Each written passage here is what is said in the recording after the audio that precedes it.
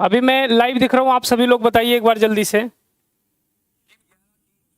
हाँ, लाइव हो गया मैं।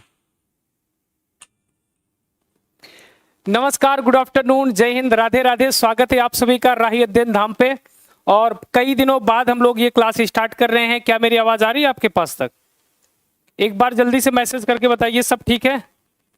हाँ, सब ठीक है। चलो, बहुत जद्दोजहद के बाद ये क्लास शुरू हो रही है और मेरा स्टूडियो फ्री है नहीं, तो मैं बाहर आया था। एक दो दिन में सही हो जाएगा, लेकिन एक दो दिन बोलते बोलते कई दिन हो गए थे। मैं ये नहीं चाहता था कि अब आपको मैं कुछ और बोलूं, मैं डायरेक्ट क्लास पे ही आ गया, है ना। एक बार सब क्लियर है ना, तो हम लोग शुरुआत करते हैं। एक धुआंधार क्लास की शुरुआत करेंगे। आज से शुरू करेंगे भाषा विज्ञान, ठीक है जी। चलिए एक बार मुझे जल्दी से बता दीजिए सभी लोग, शुरुआत करते हैं। और कई दिनों बाद ये क्लास स्टार्ट हुई है और अब ये क्लास रेगुलर होगी।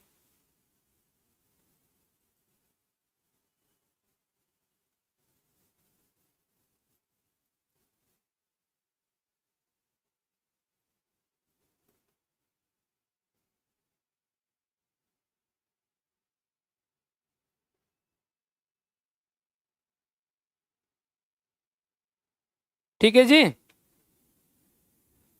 चलिए एक मिनट और दे दीजिए, समझ नहीं आ रहा कि हाँ,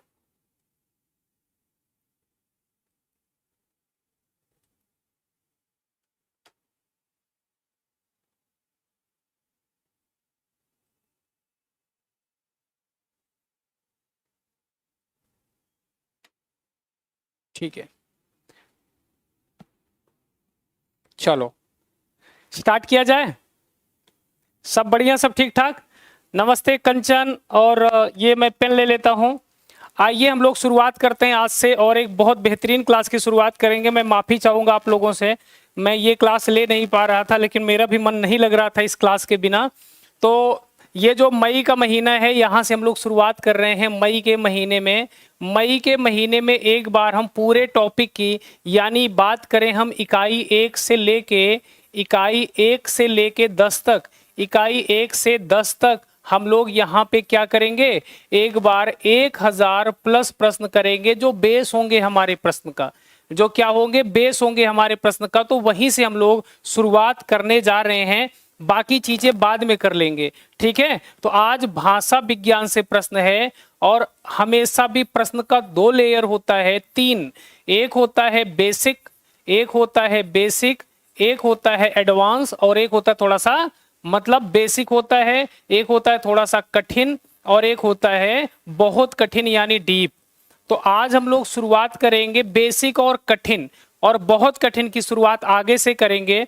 तो प्रत्येक यूनिट से मैं एक बार आपको बता देता हूं कि अगर मैं इकाई 1 की बात करूं, तो यहां से मैं जो प्रश्नों की संख्या कराऊंगा 150 कराऊंगा। इकाई 2 से इस बैच में कंटिन्यू चलेगा। इकाई 2 से हम लोग 500 प्रश्न को करेंगे। इकाई 3 से हम लोग 100 प्रश्न को करेंगे, 50 भारतीय 50 पाश्चात्य। इकाई 4 से भी हम 100 प्रश्न को करेंगे। इकाई 5 से हम 200 प्रश्न को करेंगे। इकाई 6 से हम 100 प्रश्न को करेंगे। इकाई 7 से हम 100 प्रश्न करेंगे। इकाई 8 से भी हम 100 प्रश्न करेंगे। इकाई 9 से भी 100 प्रश्न। इकाई 10 से भी 100 प्रश्न, यानी 200, 300, 400, 5, 2, 7, 1, 8, 8, 1, 9, और 9, 5, 14, 1550। ये 1550 प्लस प्लस एकदम सीरियल से कराऊंगा, और इसके आंसर भी और पीडीएफ भी फ्री में दे दूंगा मैं आप सभी को टेलीग्राम चैनल पर, ठीक है। स्टार्ट किया जाए फिर। चलो मैं आगे बढ़ू ना। हाँ हाँ, समय यही रहेगा 12:30 बजे। बाकी क्लास का शेड्यूल एक बार मैं बताऊंगा, लेकिन आगे एकदम बेसिक से शुरुआत करते हैं। जून के लिए हमारी तैयारी शुरू हो गई है। यहां से नोट्स बनाते जाना। जो पुराने लोग हैं वो रिवीजन करेंगे, जो नए लोग हैं इसे नोट करते चले जाएंगे। बेसिक प्रश्न से शुरुआत करेंगे। पहला प्रश्न आपका है कि अगर आपसे पूछा जाए कि संविधान के किस अनुच्छेद में देवनागरी लिपि में लिखित हिंदी संघ की राजभाषा घोषित की गई। तो ये अब तक के 100 प्रश्न हैं, 100 क्वेश्चन जो 2005 से लेके 2020 तक आ चुके हैं, है ना, 2020 तक आ चुके हैं। तो पहले हम आज इसे निपटा लेंगे, जिससे हमको ये पता चल जाएगा कि प्रश्न आता कैसे है और एक बार रिवीजन हो जाएगा।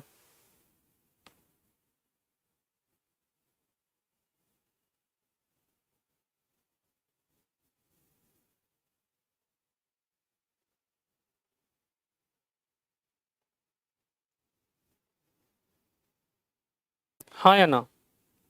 चलो बताओ तो क्या होगा अगर मैं बात करूं इसकी, तो क्या होगा 343, आर्टिकल 343। तो समय नहीं लगाना है ना, जो बेसिक प्रश्न है उसके लिए समय बिल्कुल नहीं लगाना है।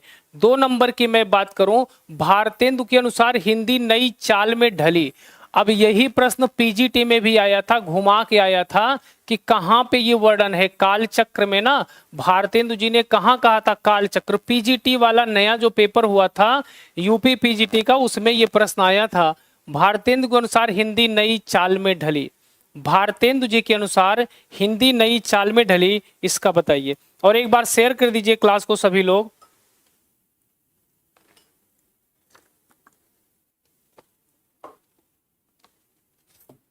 एकदम शुरुआत से प्रश्न है, तो इसका आंसर हो जाएगा 1873। अगर मैं और आगे बढ़ूं, भारतीय संविधान के किन अनुच्छेद में राजभाषा संबंधी प्रावधानों का उल्लेख है?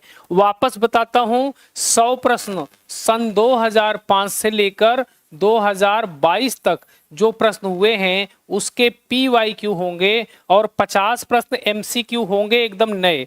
150 प्रश्न यही कराऊंगा, TGT हो, PGT हो, नेट JRF हो, लगभग इसमें से प्रश्न फंस जाएगा, इस बात को याद रखना। हाँ या ना?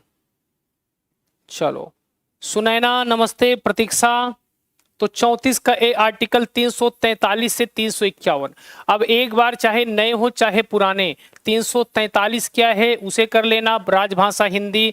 344 आज ही देख लेना, 345 क्या कहता है, 346 क्या कहता है, 347 क्या कहता है, 348 क्या कहता है, 349 क्या कहता है, 350 क्या कहता है, 351। 343 कहता है कि अंतरराष्ट्रीय मानक अंकों का प्रयोग क्या होगा, बताओ। और क्या होगा? संघ की राजभाषा हिंदी लिपि देवनागरी और मानक अंकों का प्रयोग अंतरराष्ट्रीय होगा। 344 क्या कहता है? राजभाषा आयोग का राष्ट्रपति गठन करेगा जो हर 15 साल में रिपोर्टिंग करेगा। 345 क्या कहता है? एक राज्य यानी जो राजभाषा लागू की गई उसे अपनाना पड़ेगा, अगर उसे नहीं अपनाता तो कोई भी भाषा अन्यथा जो अंग्रेजी चल रही वो यथावत उस राज्य में रहेगी। 346 क्या कहता है? एक राज्य दूसरे राज्य से पत्राचार की बात करता है। 347 क्या कहता है, जरा बताइए। 347 क्या कहता है? 347 क्या कहता है? 347 क्या कहता है? 347 क्या कहता है बताओ। आर्टिकल 347 क्या कहता है, जल्दी से बताइए।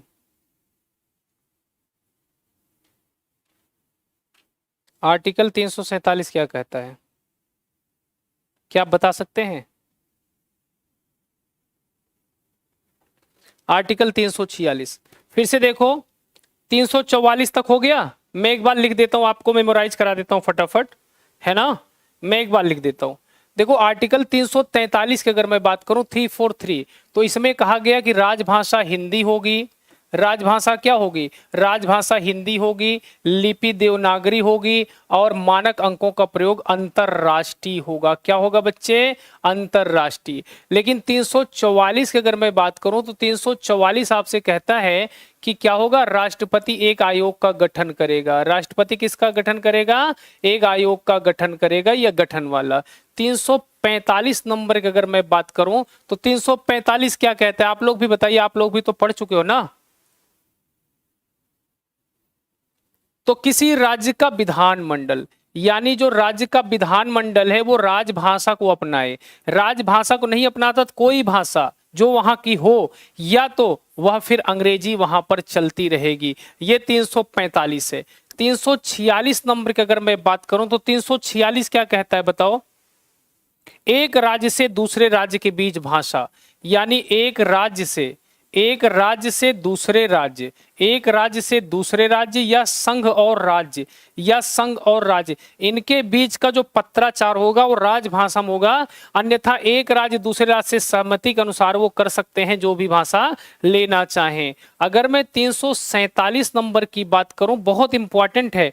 347 राज्य की जनसंख्या की बात करता है।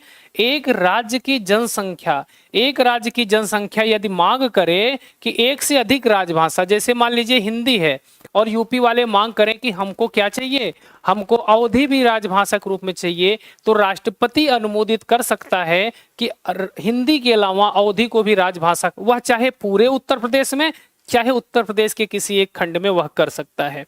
अगर बच्चे में 348 की बात करूं, 348 की बात करूं, तो 348 क्या कहता है जल्दी से बताइए? 348 क्या कहता है? 348 कहता है कि जब तक संसद विधि द्वारा कोई नियम न बनाए तब तक उच्चतम न्यायालय में और उच्च न्यायालय में जो भाषा होगी वह क्या होगी? अंग्रेजी ही रहेगी। क्या रहेगी? अंग्रेजी में ही रहेगी। 349 क्या कहता है? 349 कहता है कि अगर राजभाषा अधिनियम में कोई भी संशोधन करना है तो राष्ट्रपति से पूर्व अनुमति जरूरी होगी। यह 349 कहता है। और अगर मैं आपसे पूछूं कि 350 क्या कहता है? 351 में रिसेंट से प्रश्न आया था, 2021-22 में आप देखोगे तो प्रश्न आपको मिलेगा। तो 350 क्या कहता है बताओ? भाषाई अल्पसंख्यक की बात करता है कि जो भाषाई अल्पसंख्यक हैं उनके लिए है, भाषाई अल्पसंख्यक हैं उनके लिए है। 351 कहता है संघ का दायित्व है, संघ का क्या है? संघ का दायित्व है वह राजभाषा के प्रचार प्रसार में योगदान देगा। ये हो गया 345 से 351। क्लियर? हेलो, हाँ जी,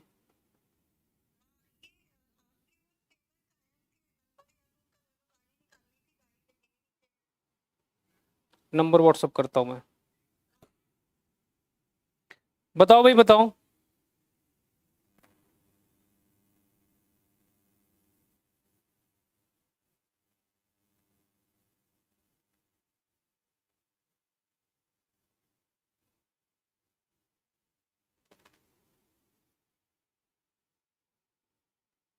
चलिए आगे बढ़ूं मैं, यहां तक समझ आ गया?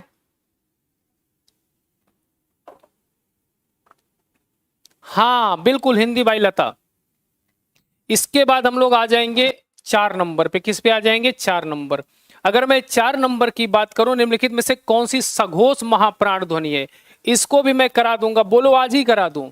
अगर आप पढ़ना चाहें तो आज करा दूं या कल करा दूं बताओ?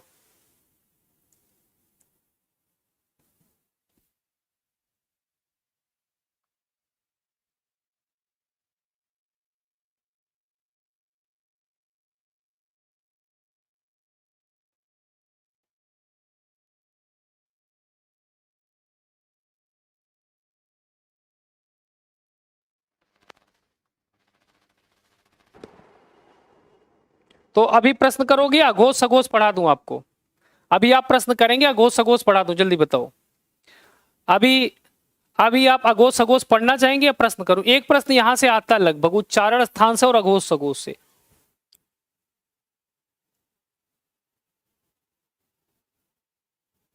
कितने राज्यों को नहीं, लगभग जो राज्य थे सबकी बात है, उसमें कितने राज्यों की बात क्या है बताओ? तो निम्नलिखित में से कौन सी सघोष और महाप्राण ध्वनि है? तो सघोष का मतलब होता है 3, 4, 5, यानी प्रत्येक वर्ग का तीसरा, चौथा, पांचवा। और महाप्राण की जो बात होती 2 और 4। तो आप देखेंगे अगर 3 होगा तो यहां 3 नहीं होगा, तो 4 कॉमन है। 4 देखिए कौन सा होता है? क एक होता है, ट एक होता है, जा 3 होता है, ट ठ 2 होता है। तो इसलिए यहां पे तो कोई नहीं होगा, है ना? तो यहाँ पे क्या होना चाहिए, अघोष और महाप्राण। अघोष का मतलब होता है 1 और 2, और महाप्राण 2 और 4, तो 2 कॉमन हो जाएगा, एक यहाँ एक यहाँ है, 3 यहाँ है, टाठा, ये वाला आंसर हो जाएगा। यहाँ सघोष नहीं बल्कि अघोष होना चाहिए। क्या होना चाहिए, अघोष होना चाहिए। क्लियर? चलिए, अघोष सघोष और उच्चारण स्थान पढ़ोगे? हाँ। प्रद्युम्न मिश्रा सर, एक बात बताइए, ये क्वेश्चन आप पहले भी करवाए हैं ना? हाँ, ये रिवीजन चल रहा है। मैंने आपको बताया कि ये 100 पुराने और 50 नए। एक बार पुनः सुनेंगे सभी लोग। भाषा विज्ञान के 100 प्रश्न वो हैं इसमें से जो 2005 से लेकर 2022 तक आए हैं, और 50 प्रश्न आपके एमसीक्यू होंगे। तो ये 3 सेट चलेगा, यही तो मैं आपको बताया। ठीक, तो चलिए आगे देख लेंगे। 5 नंबर बताइए, निम्नलिखित में से कौन सा पश्च स्वर है? यानी पश्च का मतलब इसमें 3 भाग होता है बच्चा। एक होता है अग्र स्वर, एक क्या होता है अग्र स्वर, एक होता है पश्च स्वर, एक होता है पश्च, और एक होता है मध्य। याद रखना, पूरा जो प्रश्न हो चुके होते हैं उनका रिवीजन बहुत जरूरी होता है, वरना क्या होता है ना, सिकंदर की तरह आगे पढ़ते चले जाते हैं और पीछे भूलते चले जाते हैं। नियम तो ये है कि जो हम लोग एक हफ्ते में पढ़े उसका रिवीजन करते रहें। अगर हमको 1 महीने हो गया कोई टेस्ट दिए पुराना, उसको फिर से रिवीजन कराते रहना चाहिए। समझिए कि नहीं समझ गए? तो मैं बात करूं कौन सा पश्च स्वर है, तो अग्र का मतलब जीभ का आगे भाग से, जैसे छोटी ई, बड़ी ई उ ऊ, जीभ आगे है तुम्हारी। और पश्च स्वर में आ है ना, ए ए ओ औ, जीभ पीछे है तुम्हारी। मध्य स्वर में छोटा आ होता है, तो यानी पश्च की बात करें तो बड़ा आ हो जाएगा, वो पश्च स्वर हो जाएगा। हाँ या ना? क्लियर? एकदम बढ़िया। अकरम, समझ आ रहा है ना? चलिए और आगे बढ़ते हैं हम लोग। बात करते हैं निम्नलिखित में वर्णों और उनके ध्वनि गुणों के साथ सुमेलित कीजिए। ये प्रश्न आता ही आता है यहां से, आता कि नहीं आता बताओ? आता है ना?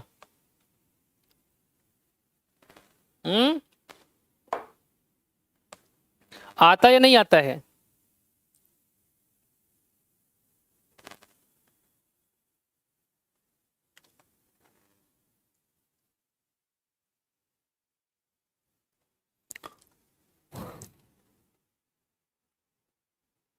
कंटेंट की क्लास बताओ, सघोष अघोष वाला बताइए जल्दी से।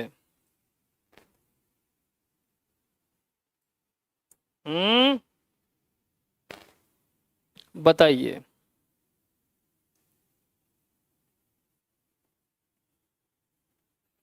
एक बार चलिए अघोष सघोष आपको पढ़ाई देता हूं। देखो, इसमें अगर मैं बात करूं तो एक होता है प्रयत्न के आधार पर, एक क्या होता है प्रयत्न के आधार पर, एक होता है प्रयत्न के आधार पर, प्रयत्न के आधार पर, एक होता है उच्चारण, एक होता है कंपन के आधार पर। क्या होता है? कंपन के आधार पर। तो जो कंपन के आधार पर बांटा गया है उसको 2 भागों में बांटा गया है। कंपन के आधार पर वर्णों को 2 भागों में, एक होता है अघोष, अघोष का मतलब जिसमें कंपन नहीं होता, और एक होता है सघोष जिसमें कंपन होता है। और प्रयत्न के आधार पर जब आप बोलने का प्रयत्न करते हैं तो कैसे प्रयत्न करते हैं आप देखिए, जैसे ऐसे प्रयत्न करते हैं, ऐसे बात करते हैं ना, हेलो, हाँ, नहीं नहीं नहीं मैं किचन में हूँ, हाँ, क्या राम सर की क्लास चल रही है? हाँ यार, मुझे ना राम सर की क्लास नहीं देखनी है। क्यों, क्या हुआ? आवाज नहीं आ रही? हेलो हेलो, हाँ, क्या नहीं आ रही आवाज? ऐसे बोलते कि नहीं बोलते हैं बताओ? तो यानी प्रयत्न करते हैं बोलने का। तो जब बोलने का प्रयत्न करते हैं 2 प्रकार का होता है, एक होता है अल्प प्राण, अल्प मतलब कम, एक होता अल्प प्राण। जैसे लड़कियां बात करती हैं, वो एकदम बात कर लेंगे, पता, हेलो हेलो हेलो, नहीं पर करोगे, बात करोगे, हाँ। और एक होता है लड़के, हाँ हेलो, क्या, अरे आवाज नहीं आ रही, हाँ हेलो, ऐसे करके जो करते हैं उसे बोलते हैं महाप्राण। क्या बोलते हैं? महाप्राण। क्या बोलते हैं बच्चे? महाप्राण। तो एक होता है अल्प प्राण, एक होता है महाप्राण, ये प्रश्न के आधार पर। तो मैंने इसे बांटा। अ मतलब नहीं, कंपन मतलब कंपन, कंपन नहीं, सघोष मतलब। अच्छा, बांटना किससे है भैया? बांटना यही है, क से लेकर मां तक। बांटना किससे है? क से लेकर मां तक बांटना है। किससे बांटना है? क से लेकर मां तक बांटना है। अगर मैं बात करूं क से लेकर मां तक, तो यहां मैं अघोष में बांटूंगा। अ पड़ता है पहले, 5 वर्ग होते हैं, अगर आपने देखा होगा तो वर्ग 5 होते हैं। ये जो वर्ग होता है ना, जैसे क वर्ग है ना, क वर्ग, चा वर्ग, कचट, टा वर्ग, ता वर्ग और पा वर्ग, कचट तप। ठीक है। का वर्ग में क्या होता है? क से लेकर अंगा तक होता है। चा वर्ग में चा से लेकर च छ ज झ इया होता है। टा वर्ग में टा से लेकर ट ठ ड ढ ड़ होता है। ता वर्ग में ता से लेकर ता था द ध न होता है। पा वर्ग में पा से लेकर पा फा बा भा मा होता है। ये आपका होता है। तो इसमें देखो 1 2 3 4 5 बांटा गया, जैसे क ख ग घ और अंगा। इसे 1, इसे 2, इसे 3, इसे 4, इसे 5, सेम यही, चा से लेकर चा छा जा झैया 5। तो अब मैं इसे बांटूंगा जब, तो आप देखना मैं कैसे बांटूंगा। जब इसे बांटूंगा तो आ पड़ता है पहले, 1 और 2 पहले को दे दो, 1 और 2, और सब पड़ता है बाद में, बचा हुआ 3 4 5 इसे दे दो प्रत्येक वर्ग का। ठीक है जी। अब इसमें 3, 1 2 3 कहते हैं, 1 2 3 बिगड़ी मशीन जाते ही घरे बताया जिन। 1 2 के बाद 3 आता है, तो तीनों शाह हम किस में दे देंगे? तीनों शाह हम इसमें दे देंगे, और इसमें 5 हो जाएगा, या रा ला वा और हा हो जाएगा। अब यही अल्प प्राण की बात करेंगे, तो अल्प प्राण में भी यही होगा। अल्प प्राण में पहले कैसे बोलते हैं? पहले ऐसे बोलते हैं, हेलो, फिर उससे और तेज आवाज हेलो, फिर उससे और तेज आवाज हेलो, थोड़ी आवाज बढ़ाते हैं, यानी 1 पे करेंगे, फिर नहीं बढ़ेगा, 3 पे, फिर 5 पे। लेकिन महाप्राण का होता है, अवधि में बोला जाता है। जैसे मान लिया, बोल दिया गया सचिन, अब सचिन ने नहीं सुना, सचिनवा, तेजी से महाप्राण। जैसे मम्मी ने बोला पिंकी, पिंकी नहीं सुना, पिंकी, तेजी से। तो यानी महाप्राण में 2 से तुरंत 4 हो जाता है, डबल हो जाता है। तो 1 3 5 और 2 और 4 ये होता है। और इसमें क्या होता है? या रा ला और वा इसमें होता है, शा सा सा और हा इसमें होता है। ये हो गया आपका। अब आप इस प्रश्न को बताइए। अब इसमें देखो का क्या है? तो का पहला होता है। पहला क्या होता है? अघोष होता है। पहला क्या होता है? अघोष होता है, और अल्प प्राण होता है। ये देखो यहाँ पे सही लिखा गया है। लिखा गया कि नहीं लिखा गया? तुम्हारे सामने ही है ये। तो ये क्या होता है? अघोष 1 होता है, अल्प प्राण कितना होता है? 1 होता है, 1 3 5 होता है। तो का ये दोनों है, 1 का 4 हो गया, 1 का 4 यहाँ है, आंसर मिल गया, बात खत्म, आगे बढ़ो, सिलेक्शन हो गया, उसके बाद देखते रहना। हाँ या ना? समझ आ गया कि नहीं? शिवी पंडित, क्लियर? अगर मैं और आगे बढ़ूं और ले चलूं आपको आगे, कहाँ इस पर ले चलता हूं, 7 नंबर बताइए, क्या बताएंगे? 7 नंबर, निम्नलिखित में से हिंदी के भाषाविद को उनके ग्रंथों के साथ सुमेलित कीजिए। इस क्लास को शेयर कर देना। आज से ये क्लास आपकी रेगुलर चलेगी। आज से यह क्लास आपकी रेगुलर चलेगी। इस क्लास को सभी लोग शेयर कर देना, ठीक है?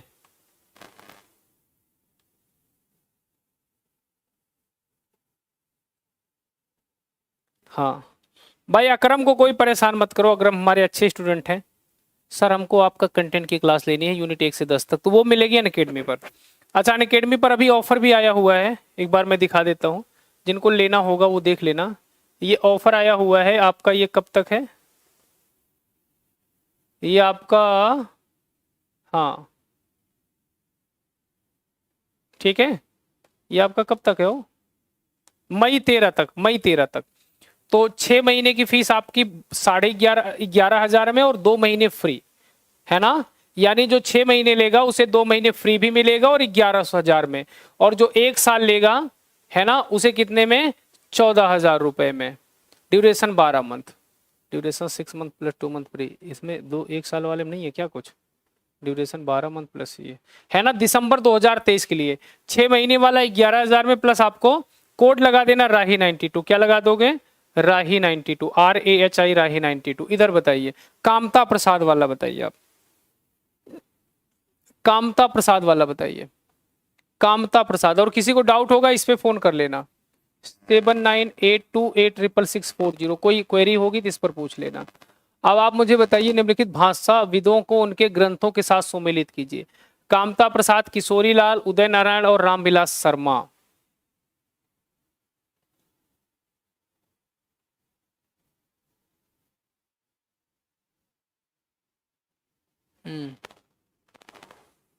बोलो,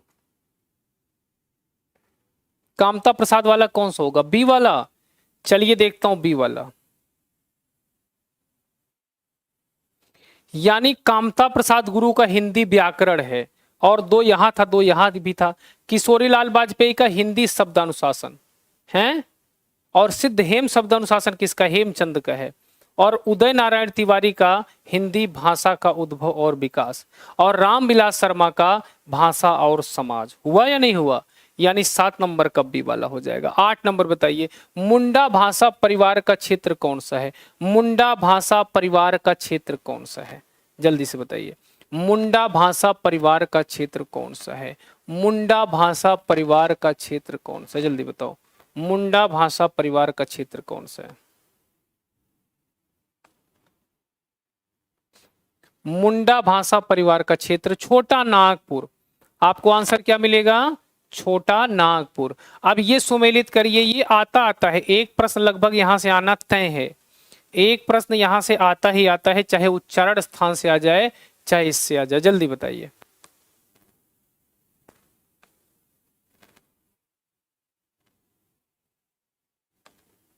बताओ, एक बार सभी लोग शेयर भी कर देना क्लास को भाई, लाइक भी कर देना। चलो, सुमेलित करना है आपको स्वर ध्वनिया, तालव्य ध्वनिया, अल्प प्राण ध्वनिया और घोष ध्वनिया। अगर आपसे पूछा जाएगा तो क्या बताओगे आप? 9 का डी। हाँ डी। देखो यहाँ पे 4 एक ही ऑप्शन है, और स्वर ध्वनिया होती हैं ये वाला, तो आपको मिलाने की जरूरत नहीं, आपका काम हो जाएगा। और आगे बढ़िए, इन बोलियों को उनके बोली क्षेत्र से सुमेलित कीजिए। बोली और क्षेत्र, इससे भी प्रश्न आता ही आता है। बोली और क्षेत्र से भी लगभग प्रश्न आना फिक्स रहता है।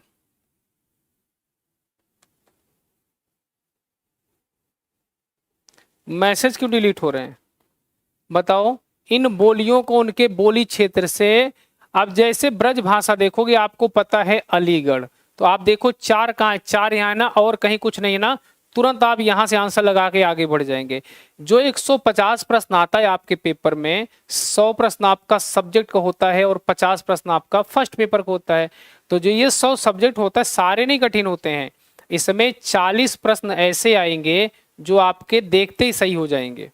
इसमें समय ही नहीं लगेगा, 60 प्रश्न में समय लगेगा आपका, है ना। अब देखो, जैसे ब्रज देखे अलीगढ़, 4 यहाँ है, दूसरा कहीं नहीं, आपने लगा दिया आंसर। बताओ, स्मार्ट तरीका अपनाना बहुत जरूरी। अब यहां थोड़ी इसको भी मिलाएंगे, फिर इसको भी मिलाएंगे, इसको नहीं। आप देखो यहाँ 4 कहीं और है, नहीं, इसके अलावा हो ही नहीं सकता। अगर इसके अलावा होगा भी तो प्रश्न गलत होगा फिर, है ना, वो वहां से कैंसिल करा दिया जाएगा। अगर मैं 11 नंबर की बात करूं, खड़ी बोली का प्रयोग सबसे पहले किस पुस्तक में मिलता है? खड़ी बोली का प्रयोग सबसे पहले किस पुस्तक में मिलता है? खड़ी बोली का प्रयोग सबसे पहले, खड़ी बोली का प्रयोग सबसे पहले किस पुस्तक में मिलता है? भक्ति सागर में, सुख सागर में, काव्य सागर में, प्रेम सागर में? तो प्रेम का सागर है, तेरे एक बूंद के प्यासे हम, तो प्रेम का सागर। बताओ, खड़ी बोली का प्रयोग सबसे पहले कहाँ मिलता है बच्चों? जल्दी बताइए। तो प्रेम सागर, पक्का। प्रेम सागर किसकी है? लल्लू लाल की? किसकी है प्रेम सागर? प्रेम सागर किसकी रचना, किसकी है? और अगर मैं बात करूं, भारतीय भाषाओं को भारतीय संविधान की किस अनुसूची में शामिल किया गया है? यही प्रश्न पूछा गया था। किसने पूछा था? मनीष ने पूछा था। किससे पूछा था? तेजू भैया से पूछा था कि हाँ, बाप से लोग डरते हैं, तो बोलते देखो तुम तो नहीं डर रहे हो, बोले हाँ हम नहीं डरते हैं, बोले लोग डरते हैं, बोले पता नहीं कहाँ है, तो बोलते हैं भैया ये बताइए, हाँ हाँ हेलो बताइए। तो अब भाषा को भोजपुरी भाषा को 8वीं अनुसूची में शामिल करना चाहिए कि नहीं? अरे बिल्कुल करना चाहिए, हम तो कहते हैं पहली अनुसूची में शामिल करना चाहिए, पहली अनुसूची में। तो वहां बड़ा वायरल हुआ था, आप सभी लोगों ने देखा होगा भारतीय भाषाओं को किस अनुसूची में, 8वीं अनुसूची में। लेकिन अकॉर्डिंग टू, है ना, अकॉर्डिंग टू तेजू भैया, अकॉर्डिंग टू तेजू भैया इसे होना किस में चाहिए? प्रथम में। ठीक है, तो आंसर में आपको अष्टम ही लगाना है, 8वीं ही लगाएंगे, आंसर अपना चेंज नहीं करेंगे। आइए, ग्रिम नियम किस भाषा की ध्वनियों से संबंधित है? अगर आपसे पूछा जाएगा ग्रिम नियम किस भाषा से संबंधित है, आप क्या कहेंगे? ग्रिम किस भाषा नियम से चैनल को सब्सक्राइब कर लेना, 1 लाख पूरा होने वाला है, जल्दी से पूरा करा दो। बताओ 13 नंबर बताओ। तो ग्रिम भाषा जो संबंधित है वो जर्मन भाषा से संबंधित है। इसमें बताओ बांगरू, भोजपुरी, कुमायूनी और खड़ी बोली, बांगरू, भोजपुरी, कुमायूनी और खड़ी बोली किससे संबंधित है? बांगरू, भोजपुरी, कुमायूनी और खड़ी बोली। अगर मैं बांगरू की बात करूं, बांगरू कहां बोली जाती है? बांगरू कहां बोली जाती है? रोहतक, बांगरू रोहतक या नहीं? बांगरू रोहतक बोली जाती है। अब आपने देखा यहाँ पे रोहतक मिल गया, 5वां यहाँ है, तुरंत लगा के आगे बढ़िए, कोई इसमें डाउट ही नहीं है। बाकी अगर मिलाना है तो मिला लीजिए। भोजपुरी कहाँ बोली जाती? छपरा में बोली जाती है। कुमायूनी आपकी कहाँ? अल्मोड़ा में बोली जाती है। खड़ी बोली कहाँ बोली जाती है? मेरठ। तो आप देखो वहां पे विदिन मतलब इतना समय नहीं लगेगा। और अगर मैं और आगे बढ़ूं और आपको ले चलता हूं 15 नंबर प्रश्न पर, कहां ले चलता हूं? 15, नागरी लिपि का विकास किस लिपि से हुआ? नागरी लिपि का विकास किस लिपि से हुआ? नागरी लिपि का विकास किस लिपि से हुआ? नागरी लिपि का विकास किस लिपि से हुआ? खरोष्टी से, ब्राह्मी से, नाग लिपि से, हिब्रू से। नागरी लिपि का विकास किससे हुआ? लिपि से भी एक प्रश्न आता है कि नहीं आता है? बताइए, बोलिए, आते कि नहीं? नागरी लिपि का विकास किससे हुआ?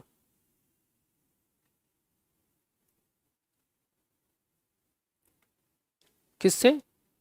ब्राह्मी लिपि से हुआ। कोई प्रणाम कर रहा है, नमस्ते भाई, कौन हो आप?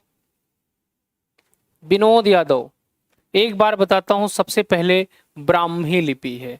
कौन है? ब्राह्मी लिपि। कौन है भैया? ब्राह्मी लिपि है, सबसे पहले ब्राह्मी लिपि है। कौन है? ब्राह्मी लिपि।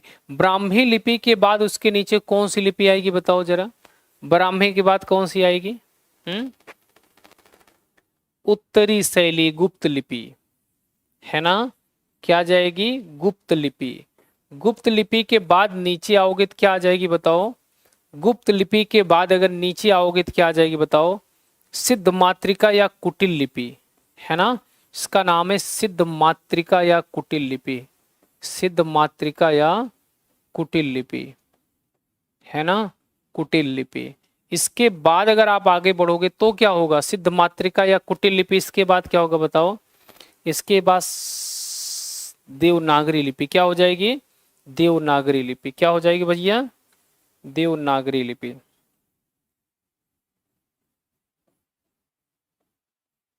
ठीक है कि नहीं? ठीक है, तो आपका आंसर क्या हो जाएगा? ब्राह्मी। अगर मैं 16 नंबर की बात करूं, किसकी बात करूं? 16 नंबर की बात करूं, तो निम्नलिखित को बोलियों में कौन सी बोली उत्तर प्रदेश में नहीं बोली जाती? उत्तर प्रदेश में कौन सी बोली नहीं बोली जाती है? यानी कौन सी बोली उत्तर प्रदेश में नहीं बोली जाती है?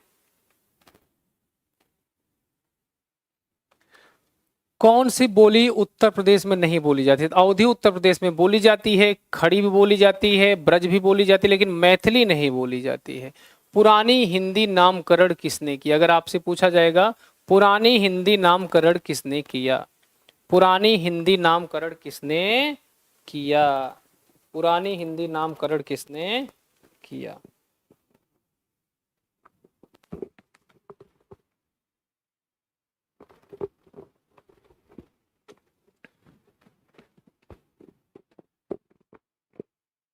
पुरानी हिंदी नामकरण किसने किया?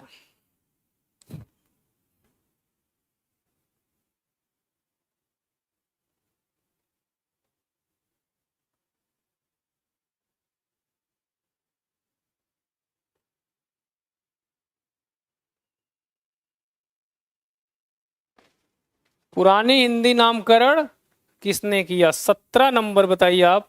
पुरानी हिंदी नामकरण किसने किया?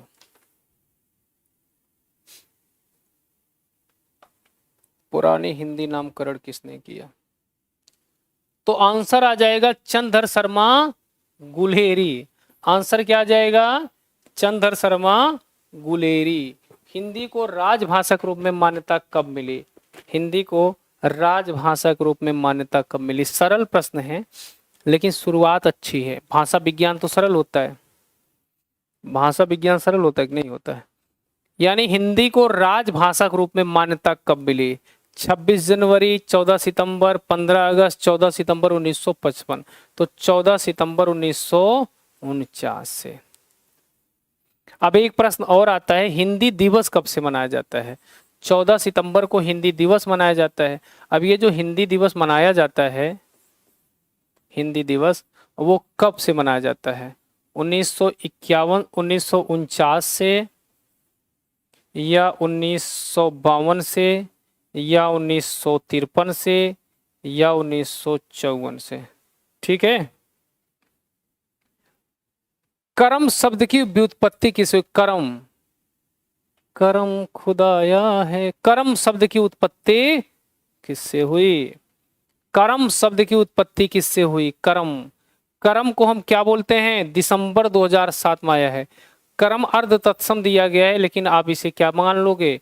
तद्भव। कर्म, कर्म काज है, इसी को क्या कहते हैं? काज कहते हैं, है ना। अर्ध तत्सम बोला जाता है, तत्सम होता है कर्म, है ना, कर्म, उसका कर्म है, डी वाला लगा लो। अर्ध तत्सम, वैसे आंसर आपको अर्ध तत्सम मिलता है, लेकिन तद्भव में ही आएगा, है ना। अर्ध तत्सम हटा दो, अर्ध तत्सम हमारे काम का नहीं है। और अगर मैं आपसे पूछूं ये वाला प्रश्न, तो आप क्या बताओगे? इनको मिलाना है इनके क्षेत्र के साथ। क्या करना है? इनके क्षेत्र के साथ मिलाना है। यानी हड़ौती, बघेली, गढ़वाली और कन्नौजी। हड़ौती कहाँ बोली जाती है? हड़ौती, हड़ौती कहाँ बोली जाती है? बघेली कहाँ बोली जाती है? कन्नौजी। तो आप देखिए जरा,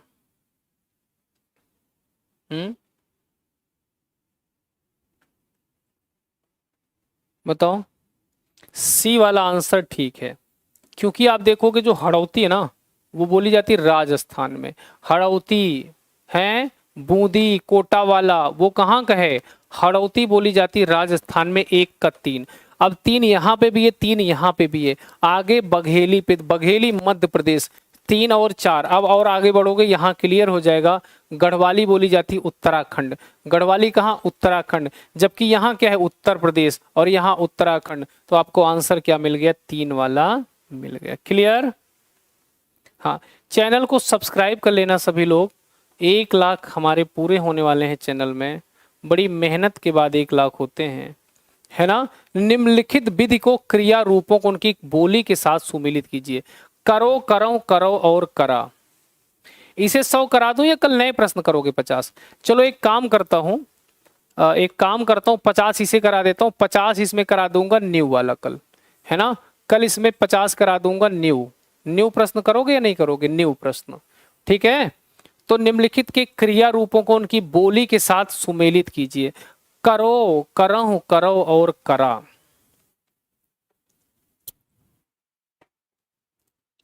बताओ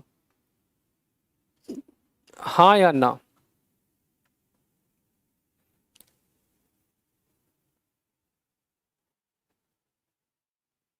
ये ए वाला हो जाएगा।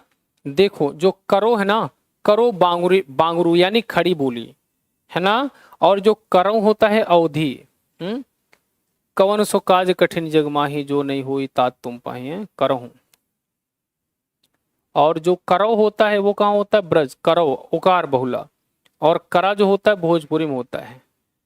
आइए, पाणिनि ने किस ग्रंथ के द्वारा भाषा को एक रूपता देने का प्रयास किया? पाणिनि की कौन है? अष्टाध्यायी, देखते ही पहचान जाओगे। पाणिनि की कौन है? अष्टाध्यायी है, देखते ही पहचान जाओगे। क्या है पाणिनि का? अष्टाध्यायी। अगर मैं 23 नंबर की बात करूं, किसकी बात करूं? 23, शब्द रचनाओं में किसका योगदान नहीं होता? शब्द रचनाओं में किसका योगदान नहीं होता? शब्द रचनाओं में किसका योगदान नहीं होता?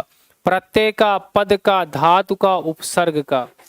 प्रत्यय शब्द रचना में, शब्द रचना में प्रत्यय का भी होता है, धातु का होता है, उपसर्ग, लेकिन पद का नहीं होता। पद का संबंध वाक्य से है। पद का संबंध किससे है? वाक्य से है। अगर मैं और आगे बढ़ूं, निम्नलिखित में से किस शब्द में रूप साधक प्रत्यय लड़के, रूप साधक मतलब कर्ता वाला, इसमें से कुछ प्रश्न आपको अभी मैं कराया था, इसलिए फटाफट इसमें से आगे बढ़ जाइए बिना समय गवाए। एक प्रश्न है 25 नंबर। 25 नंबर में क्या कहते हैं? जसुमत हरि पालने झुलावे, तेहि अवसर एक तापस आवा, तेज पुंज लोग भय सुहावा। अतिरंग स्वामी सु मिली रात, बेटी राजा भोज की, दखन है नगीना है, अंगूठी है जग है।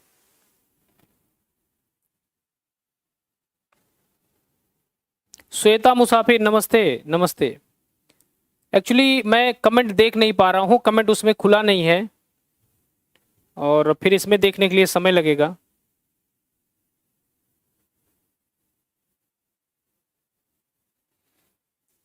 बताओ क्या हो जाएगा? जसुमत हरे पालने झुलावे ब्रज गए, देखते ही ना, मैया मोही दाऊ बहुत खिजावे, कि भोर भयो गौवन के पाछे, मैं नहीं माखन खायो, कि मैया मोरी मैं नहीं माखन। यहाँ पे भी है, यहाँ पे भी है। अब देखो, तेहि अवसर एक तापस आवा, ये अवधि की है, रामचरितमानस की है, और यहाँ पे चाल लिखा, मैथिली की तो है नहीं। तेहि अवसर एक तापस आवा, सीता चरण चोच हति भागा। वो कौन था जिसकी आंखें कानी कर दी भगवान ने? तो अब आप देखोगे तीसरा वाला, अतिरंग स्वामी सु टिंगल, दखन है नगीना है दक्षिणी। अगर मैं बात करूं 27 नंबर की, किसकी बात करूं बच्चा? 27 नंबर की, आयु आइल, आयु है आयु, आयु आइल आवा आयो। आयो देखते ही पहचान जाओगे, ब्रज का है, लास्ट दो कहाँ है? लास्ट दो यहाँ है, यहाँ है, यहाँ है, यहाँ। बी वाला लगा के भाग के आंसर पहुंचो अगले प्रश्न पर। यानी आयो देखोगे आप तो अपभ्रंश का होगा, आयु है ना, आयु उकार बोलो ना, पौम चरियु। तो अगर आप दूसरा देखोगे, आइल, आइल भोजपुरी का होता है 5। आवा कहाँ का होता है? आवा अवधि का होता है। का भैया आवा कब आया है? कहाँ बाटा? दिल्ली में नौकरिया ना लागत बा। निम्नलिखित शब्दों को उनके संधि के नाम के साथ सुमेलित कीजिए, हाँ या ना? अब ये क्लास आपकी रेगुलर होगी, होगी कि नहीं होगी? रेगुलर होगी ना?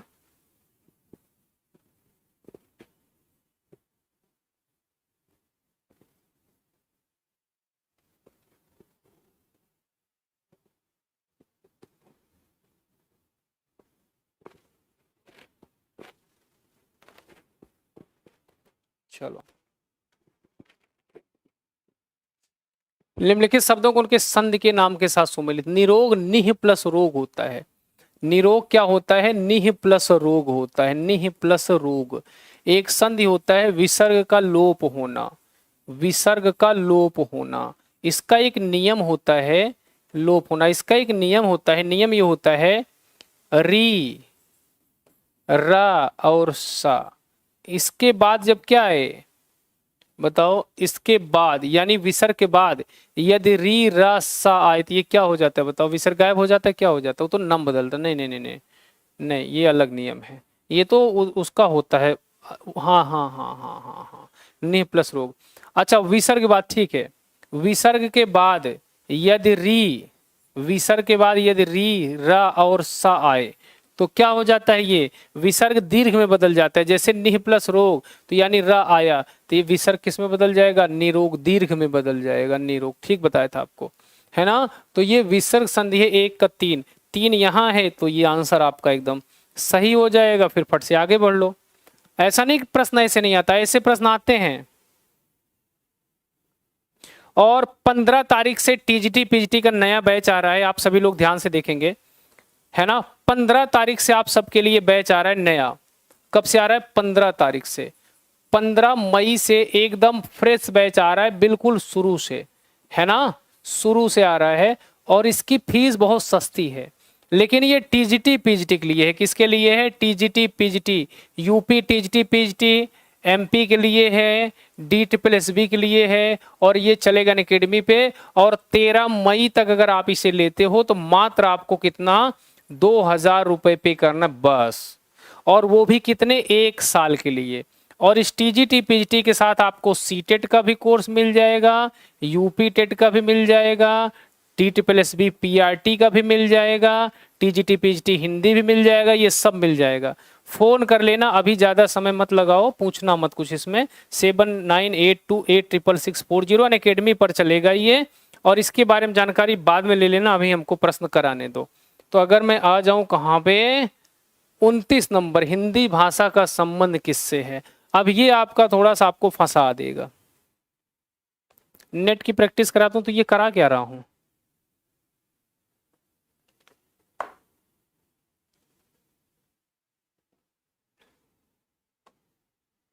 बताओ। हिंदी भाषा का संबंध किससे है, सौरसेनी से है, अपभ्रंश से है, पश्चिमी से है, प्राकृत से है। तो हिंदी भाषा का संबंध किससे है, अपभ्रंश से माना जाएगा। आप सौरसेनी क्यों नहीं मानोगे, सौरसेनी इसलिए नहीं मानोगे क्योंकि अपभ्रंश से ही निकला है। सौरसेनी से क्या क्या निकला है बताओ, सौरसेनी से क्या क्या निकला है, सौरसेनी से तो और भी निकला है ना, बताओ।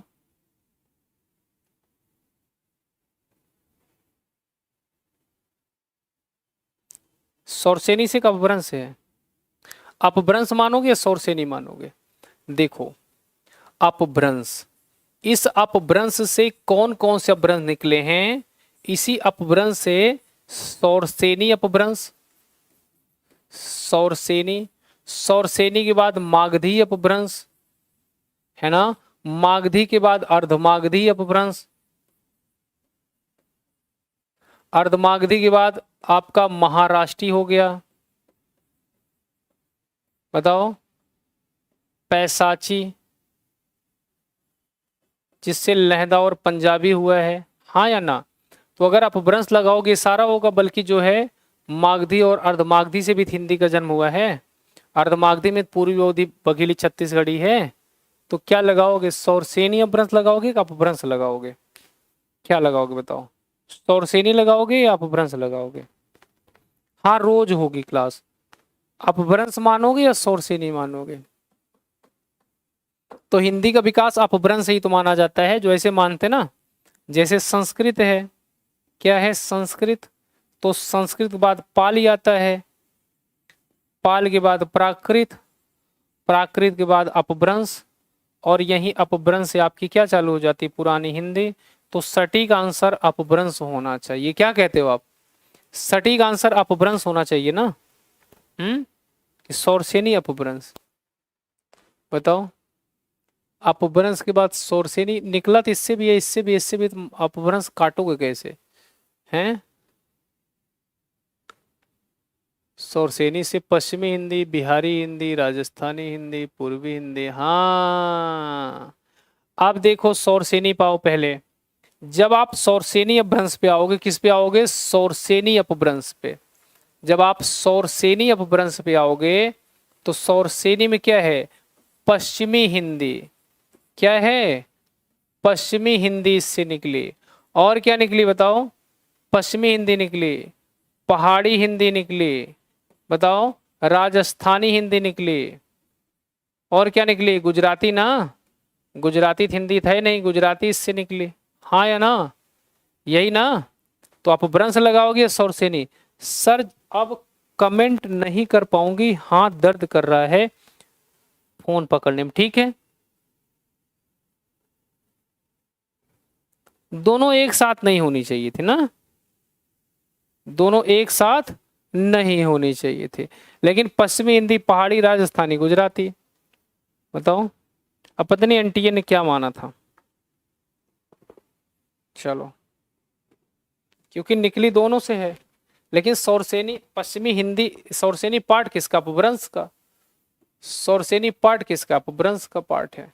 अपभ्रंश ही तो निकला है। सौरसेनी अपभ्रंश, अर्धमागधी अपभ्रंश, मागधी अपभ्रंश, इसी का तो पार्ट है वो। आइए, भरत मुनि ने अपभ्रंश को क्या नाम दिया? अगर आपसे पूछा जाए कि जो भरत मुनि है, भरत मुनि, इन्होंने अपभ्रंश को क्या नाम दिया? भरत मुनि ने अपभ्रंश को क्या नाम दिया, तो क्या बताओगे आप? भरत मुनि ने अपभ्रंश को क्या नाम दिया? भरत मुनि ने अपभ्रंश को क्या नाम दिया? लोक भाषा कहा, जन भाषा कहा, देश भाषा कहा, क्या कहा?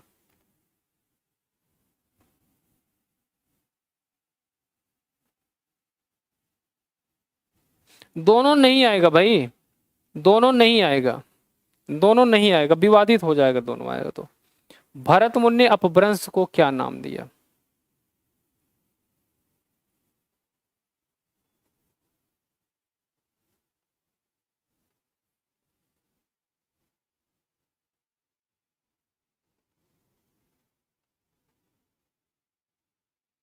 भरत मुनि ने अपभ्रंश को क्या कहा? देश भाषा कहा। क्या कहा?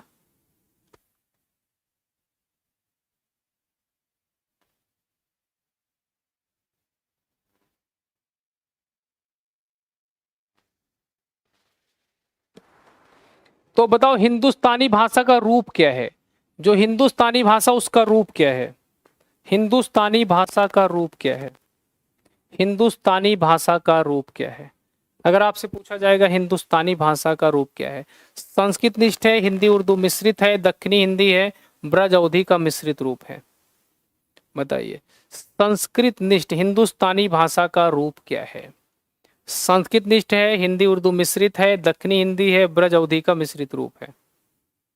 बताओ, अगर आपसे पूछा जाए, अगर आपसे पूछा जाए हिंदुस्तानी, तो संस्कृत निष्ठ या हिंदी उर्दू मिश्रित जो है उसी को हिंदुस्तानी कहते हैं। अगर मैं आपसे पूछूं 32 नंबर, फटाफट 50 कर लो, कल नहीं कराऊंगा। ग्रिम नियम का संबंध किससे है? ग्रिम नियम का संबंध स्वनिम विज्ञान से है ना। तो अगर आपसे पूछा जाएगा ग्रिम नियम, तो स्वनिम विज्ञान से। एक बार आ गया, वैसे ज्यादा इसके बारे में डिटेल्स ना हमको पढ़ना पड़ता ना दिया गया है। अर्ध स्वर कौन से हैं? अगर आपसे कभी अर्ध स्वर पूछा जाए, अर्ध स्वर, तो आप क्या कहोगे? जो अर्ध स्वर होते हैं, अर्ध, वो होते हैं यार, वार, राल, है ना, या, रा, ला, वा। अगर आपसे पूछा जाए बोली का लघुत्तम रूप क्या है, तो बोली का लघुत्तम रूप व्यक्ति बोली होती, व्यक्तियों के द्वारा बोली जाने वाली बोली। बोली का लघुत्तम रूप की वर्ण होगा। बोली का लघुत्तम रूप क्या होता है? व्यक्तियों द्वारा बोली जाने, क्योंकि देखो, एक होता है भाषा, भाषा का क्षेत्र व्यापक होता है, भाषा का क्षेत्र व्यापक। अब ये जैसे क्या है, ये है हिंदी, ये पूरी हिंदी है। अब इसी का छोटा रूप हो जाएगा जिसको कहते हैं उपभाषा। उपभाषा में देखो, अब जैसे राजस्थान में, बिहार में क्या बोला जाता है? बिहारी हिंदी। क्या बोला जाता है? बिहारी हिंदी। तो ये उपभाषा हो गई। अब इसी में से बोली है, जैसे छपरा में क्या बोला जाता है? मान लीजिए क्या बोला जाता है? भोजपुरी बोला जाता है, मान लेते हैं भोजपुरी, ठीक है, भोजपुरी बोली। तो व्यक्ति द्वारा बोली जाने वाली बोली, यानी बोली, बोली का क्षेत्र जब बड़ा होता है तो वही उपभाषा, उपभाषा का क्षेत्र बड़ा होता है तो भाषा। वेन डायग्राम से आपको बताऊंगा। फर्स्ट पेपर की भी मैराथन दूंगा, अल्टीमेट मैराथन, जिससे आपका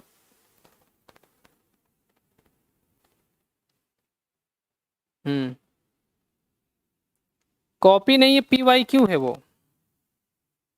टमाटर, आज तुम ज्यादा टमटमा रहे हो बेटा, टमाटर आज तुम ज्यादा टमटमा रहे हो। ये PYQ है एक सीरियल से। क्या है? ये PYQ है। ये क्या है? ये PYQ है ना। मैंने आपको बताया ना कि 2005 से लेकर 2022 तक के सीरियल से प्रश्न है ये। मतलब जो प्रश्न अभी तक आए हैं वो प्रश्न है ये। यानी एक टॉपिक के, मतलब इसमें करना कैसे है? PYQ plus MCQ। जो ये सीरीज चल रही 1000 की, उसमें मैंने आपको क्या बताया है कि नहीं? समझ गए कि नहीं समझ गए? यस। चलिए, अगर मैं और आगे बढ़ूं, निम्नलिखित में से कौन द्रविड़ परिवार की भाषा है? निम्नलिखित में से कौन द्रविड़ परिवार की भाषा है? निम्नलिखित में से कौन द्रविड़ परिवार की भाषा है? तो उड़िया, बंगला, असमिया, कन्नड़। द्रविड़ वाला कौन सा होता है बताओ? 35 नंबर, 35 बताओ। द्रविड़ वाला बताओ, द्रविड़ वाला।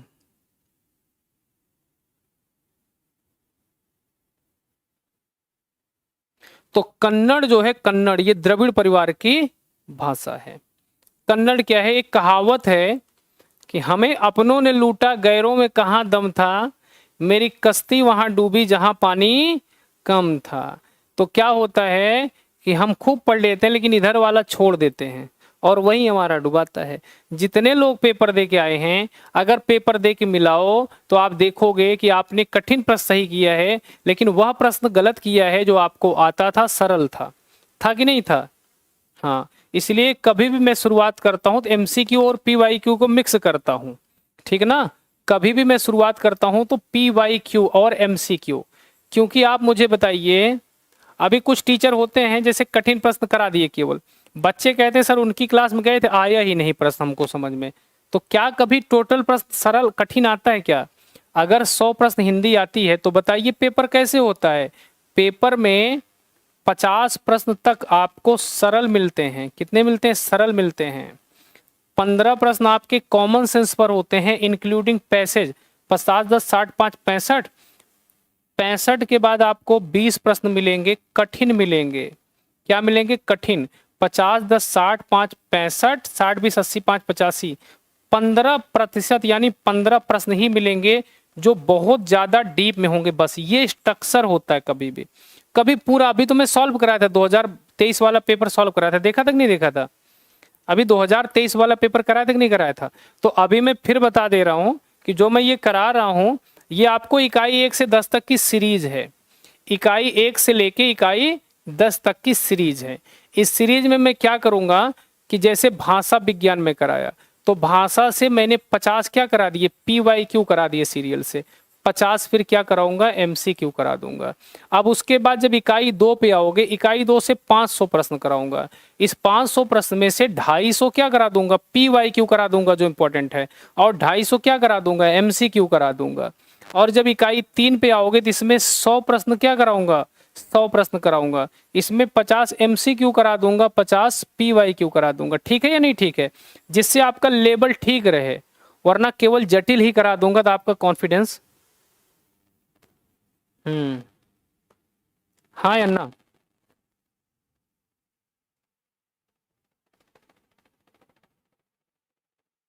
एक मैसेज आया है सर, क्या आपके बैच से क्लास से नेट जेआरएफ क्वालिफाई हो जाएगा या आपका बैच में एडमिशन लेना है?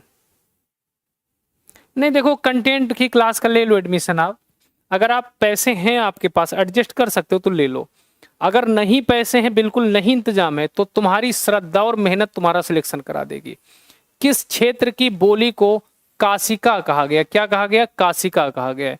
बैसवाड़ा, आरा, भोजपुर और बनारस और मगध, काशिका।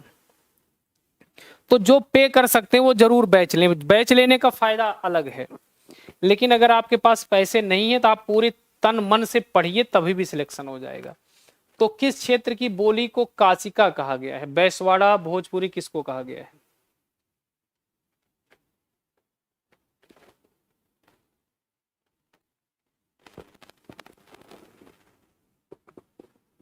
बनारस की बोली को ना, बनारस की बोली को क्या कहते हैं?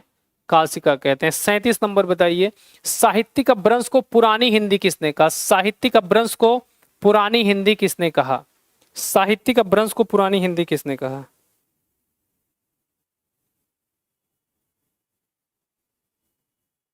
आज कितनी तारीख है?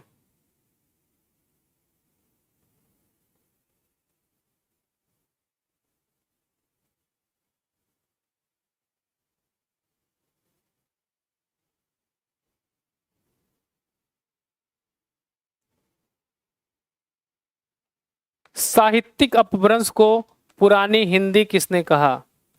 साहित्यिक अपभ्रंश को पुरानी हिंदी किसने कहा? साहित्यिक, और थोड़ी देर और, साहित्यिक अपभ्रंश को पुरानी हिंदी किसने कहा? 37 नंबर बताओ जल्दी से, फटाफट बता दो और 300 पार करा दो। साहित्यिक अपभ्रंश को पुरानी हिंदी किसने कहा? साहित्यिक अपभ्रंश को पुरानी हिंदी,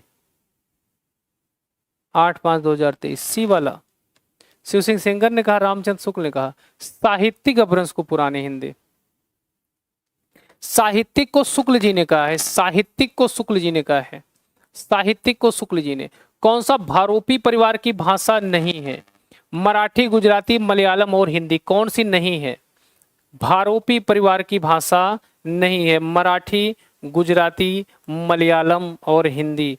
आप देखते ही पहचान जाओगे भारोपी परिवार की भाषा जो मलयालम है ना, ये तमिल, तेलुगु, कन्नड़, मलयालम, ये भारोपी परिवार की भाषा नहीं है। देखो आप, मराठी महाराष्ट्री से, गुजराती सौरसेनी से और हिंदी किससे? हाँ, संविधान की 8वीं अनुसूची में कौन सी भाषा शामिल नहीं है? तो बोडो, डोंगरी, मैथिली, संथाली शामिल है। बोडो, डोंगरी, मैथिली, संथाली, लेकिन भोजपुरी शामिल नहीं है। बिहारी उपभाषा के अंतर्गत कौन सी बोली नहीं आती? भोजपुरी आती है, मगही आती, मैथिली, लेकिन बुंदेली नहीं आती है। बुंदेली कहाँ बोली जाती है? झांसी में। ये सौरसेनी अपभ्रंश में आएगी। खड़ी बोली के लिए सुनीत कुमार चटर्जी ने किस शब्द का प्रयोग किया? बहुत इंपॉर्टेंट है और कई बार आपसे पूछी गई है। अगर आपसे पूछी जाएगी खड़ी बोली के लिए सुनीत कुमार चटर्जी ने किस शब्द का प्रयोग किया है? खड़ी बोली के लिए किस शब्द का प्रयोग किया है? खड़ी बोली के लिए किस शब्द का प्रयोग किया है?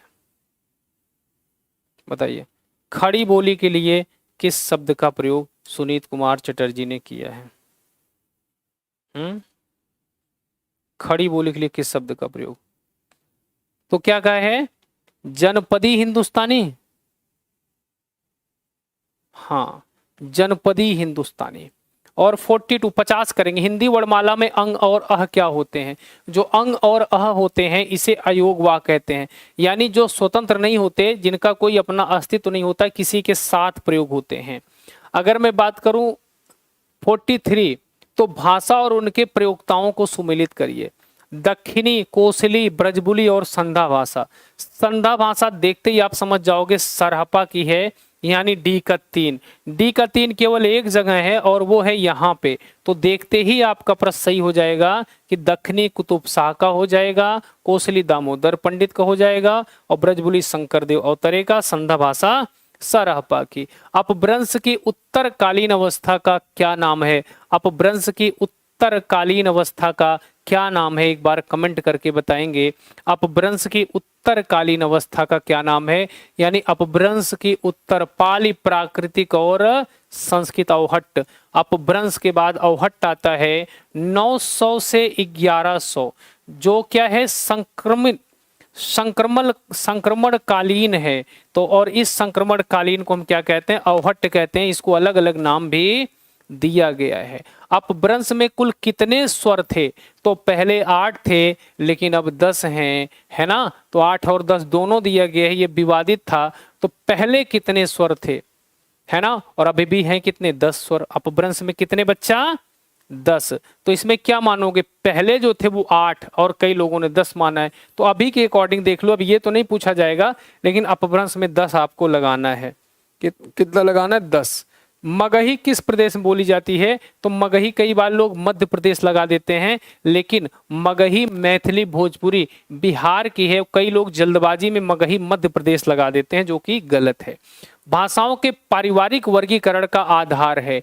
भाषाओं के पारिवारिक वर्गीकरण का आधार है क्या? रूप, रचना, ध्वनि, इतिहास। भाषाओं के पारिवारिक, तो पारिवारिक की जहां बात होगी, यह प्रश्न आ चुका है, पारिवारिक जहां बात होगी वहां इतिहास की बात होगी। किसकी बात होगी? इतिहास की बात होगी। 47 नंबर, हाँ या ना? और अगर मैं बात करूं और आगे, ब्राह्मी लिपि के विकास का अनुक्रम क्या है? ब्राह्मी लिपि के विकास का अनुक्रम क्या है? तो आप देखोगे, अभी मैंने बताया था पहले ब्राह्मी है, ब्राह्मी के बाद गुप्त है, गुप्त के बाद कुटिल, फिर देवनागरी लिपि है। और अगर मैं 49 नंबर की बात करूं, भाषा की उत्पत्ति के संबंध में निम्नलिखित सिद्धांतों को उनके प्रतिपादकों के साथ सुमेलित कीजिए, है ना। तो 49 और एक है 50, ये आपको HW में करना है। और एक आपको होमवर्क दे रहा हूं, उसे आप लोग कमेंट करके जरूर बताएंगे। एक आपको होमवर्क दे रहा हूं, वो प्रश्न आता ही आता है ना। हाँ अनुच्छेद 120 और 210, अनुच्छेद 120 और अनुच्छेद 210 और भाषा संविधान संशोधन, यानी कितने संशोधन हुए हैं अब तक, कितने संशोधन, ये कमेंट करके बताना। इससे आपको आ जाएगा, जैसे आप जब कमेंट करते हो ना उस पर आपका ट्रैक्शन बढ़ता है।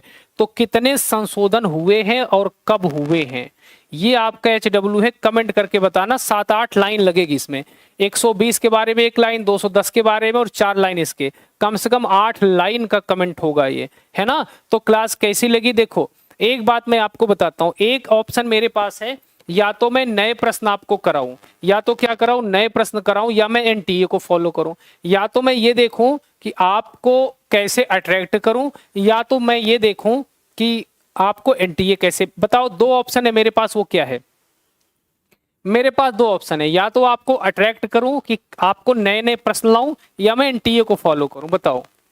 अब आप मुझे कमेंट करके बताना मैं किसे फॉलो करूं, आपके सिलेक्शन के लिए पढ़ाऊं या आपको अट्रैक्ट करने के लिए। अट्रैक्ट करने के लिए मुझे नए नए प्रश्न लाने पड़ेंगे जो पूछे नहीं जाएंगे, और NTA को फॉलो करने के लिए मुझे वो कराना पड़ेगा जो पूछा जाएगा। हमारे पास 2 ऑप्शन है, आप कमेंट करके बताना। और ये 6 महीने पर 2 महीने फ्री है 11,000 में अनअकैडमी प्लस पर, ये आप लोग ज्वाइन कर सकते हैं। जिनको भी लेना है आप लोग नंबर लिख लीजिए 7982, इस पर फोन मैसेज कर देना और बैच ज्वाइन कर लेना। जिनको ज्वाइन करना है ये नंबर है 7982866640। आज आपकी क्लास खत्म हो गई, कल आपको 50 प्रश्न नए कराऊंगा, स्टैंडर्ड प्रश्न। कल पूरा भाषा विज्ञान पढ़ के आएंगे आप।